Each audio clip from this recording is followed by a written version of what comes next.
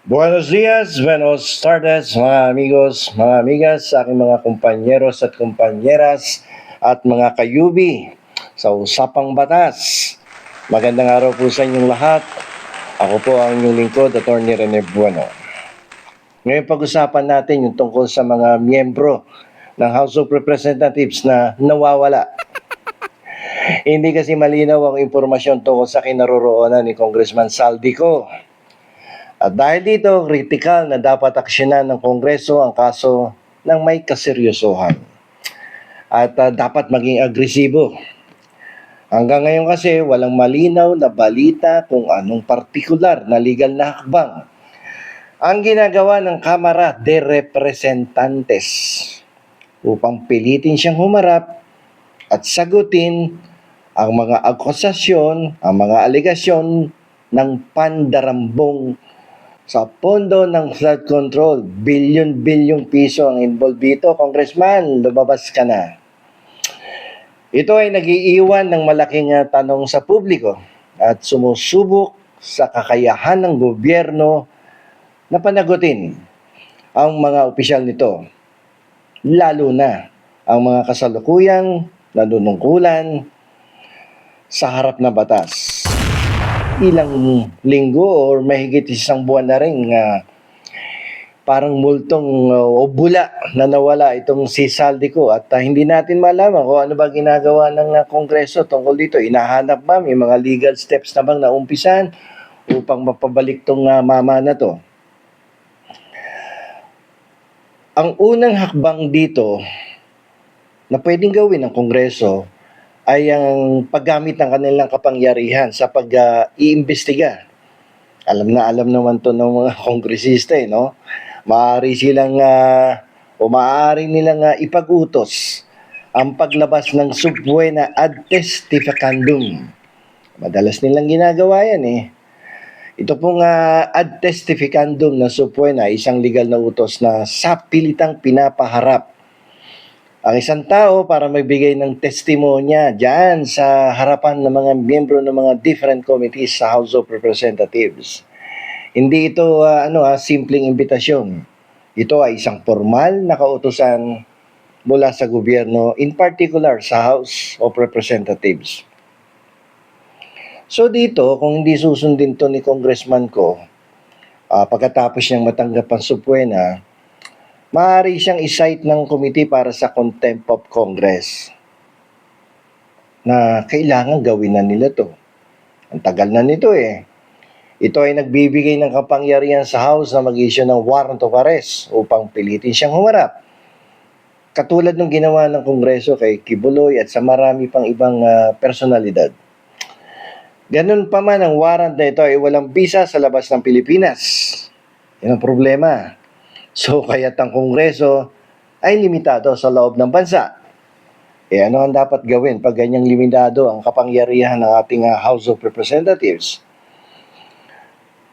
Ang isa sa pinaka-epektibong paraan upang pilitin ang pagbabalik ng isang individual, itong si Saldico mula sa ibang bansa, ay sa pamamagitan ng sistema ng kriminal na hustisya sa kaso ng malalaking akusasyon tulad ng pandarambong.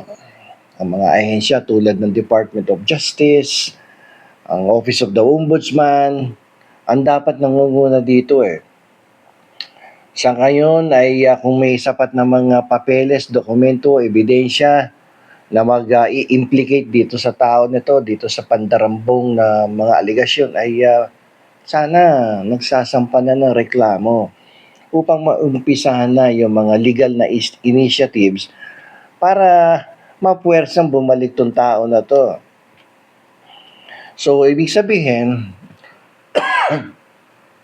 kung makakakita sila ng sapat na ebidensya, yung tinatawag nating reasonable certainty of conviction, dapat magsampa na sila ng kasong kriminal sa ombudsman, tapos sa Sandigan Bayan na siyang may jurisdiction sa mga krimen ng mga public officials. Itong pandarambong na to pasok na pasok yan sa Sandigan Bayan na kapag ito ay committed by a member of the Congress. So kapag nasampa na yan, yung kaso na yan, at napatunayan ng korte na may probable cause or reasonable certainty of conviction, maglalabas to ng warrant. No? At ito magiging susi para sa mga international na legal na hakbang. So dito napapasok yung katulad ng ginawa ng ating pamahalaan sa kaso ni Tebes at iba pang mga politiko. So pag may warrant siya, meron na tayong opportunity na makipag-cooperate sa Interpol, yung International Police, no? Dahil nasa ibang bansa si congressman ko, ang warrant of arrest ay nangangailangan ng tulong mula sa ibang bansa. At sabi ko nga, diyan papasok yung Interpol. Pwede tayong humiling sa Interpol na maglabas ng red notice. So, pamilyar na kayo dyan, no, sa red notice na yan. Kaya lang, baliktad yung nangyari na nakaraan. Yung kay Duterte, yun, red notice yun. Kinuha, papunta sa Hague. Ito naman, kukuhanin sa ibang bansa, pabalik dito sa ating bansa. Bagamat hindi ito international na arrest warrant, nagsisilbi itong global alert sa lahat ng pulisya sa buong mundo upang hanapin at arestuhin si Saldico habang hiniintay ang formal na proseso ng extradition. Pero mabigat tong extradition na to. Very expensive at masyadong matagal. So, doon kasi sa extradition treaty, ito po ay isang formal na proseso para maibalik si Saldico sa pamamagitan ng isang extradition request.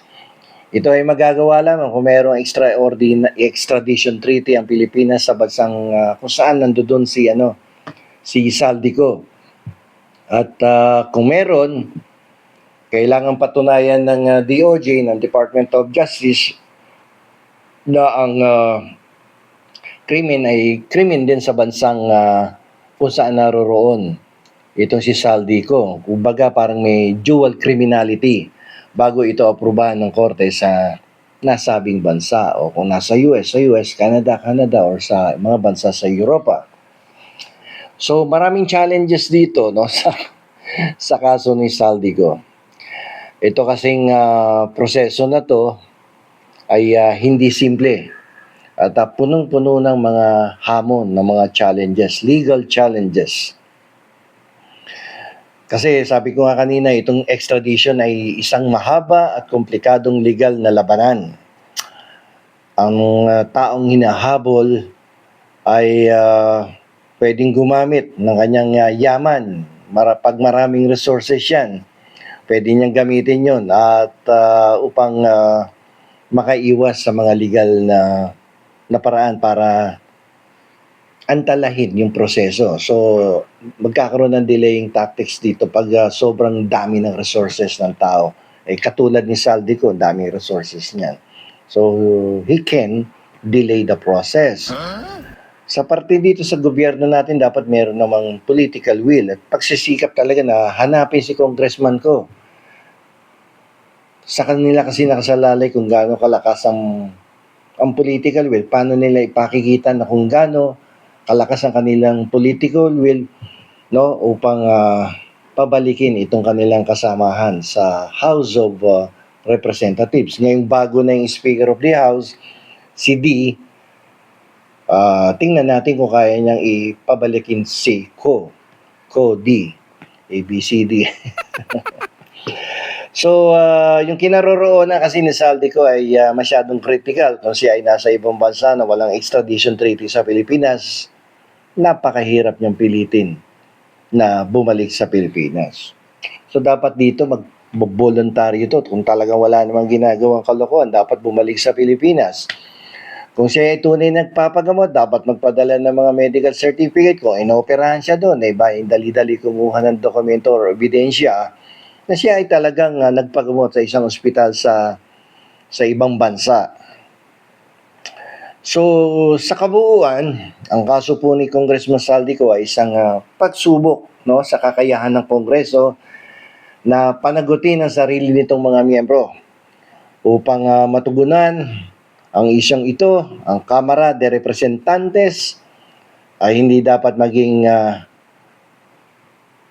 magpapetik-petik o matulog sa pansitan. Dapat itong gumamit ng isang agresibong legal na kasangkapan sa ilalim ng ating saligang batas.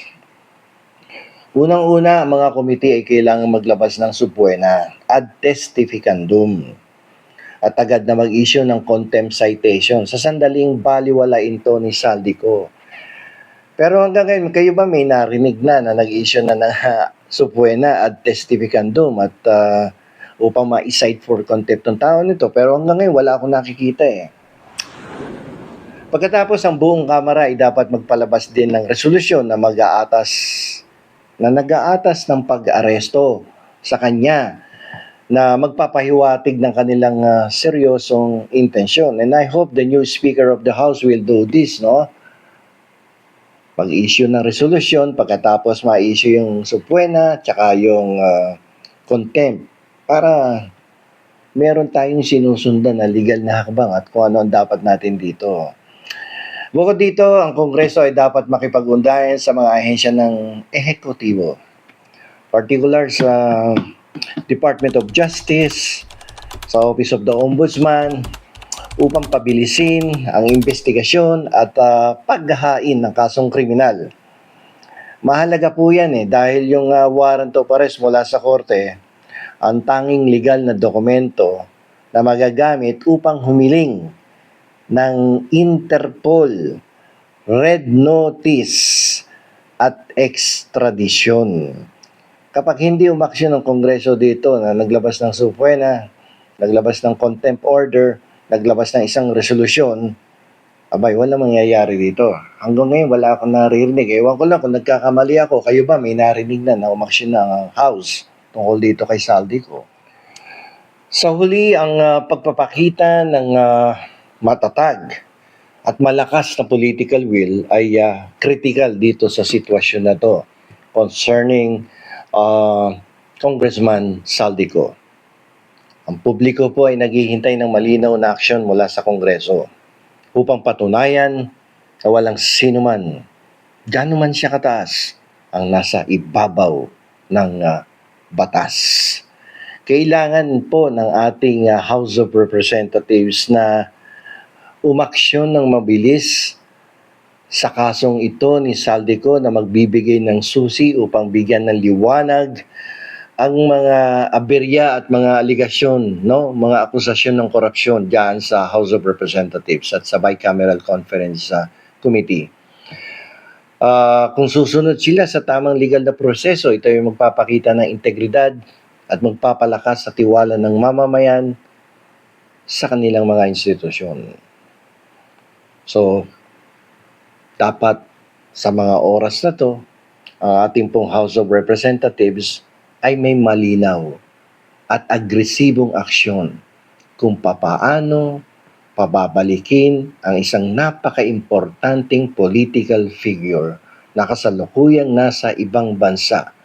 Kung paano siya pababalikin dito, paano uumpisahan ng legal na proseso ay nasa kamay ng ating House of Representatives.